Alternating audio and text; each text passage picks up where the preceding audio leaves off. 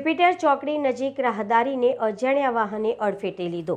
વડોદરા શહેરના માંજલપુર વિસ્તારમાં આવેલા જ્યુપિટર ચોકડી નજીક બેંક ઓફ બરોડા પાસે હિટ એન્ડ રનની ઘટના સામે આવી છે।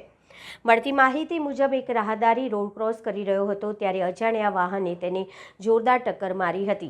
અકસ્માતમાં રાહદારીને માથાના ભાગે ગંભીર ઇજાઓ પહોંચી હતી। ઘટના બનતા જ આસપાસના લોકો તાત્કાલિક ઘટના સ્થળ પર દોડી આવ્યા હતા અને ઇમરજન્સી 108 સેવાને જાણ કરવામાં આવી હતી। જાણ મળતા જ 108ની ટીમ ઘટના સ્થળે પહોંચી ઇજાગ્રસ્તોને પ્રાથમિક સારવાર આપી વધુ સારવાર માટે હોસ્પિટલ ખસેડાયો હતો।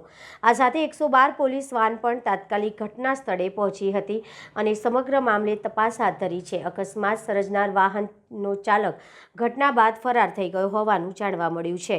હાલ પોલીસે આસપાસના સીસીટીવી ફૂટેજના આધારે અજાણ્યા વાહન અને તેના ચાલકની શોધખોળ શરૂ કરી છે।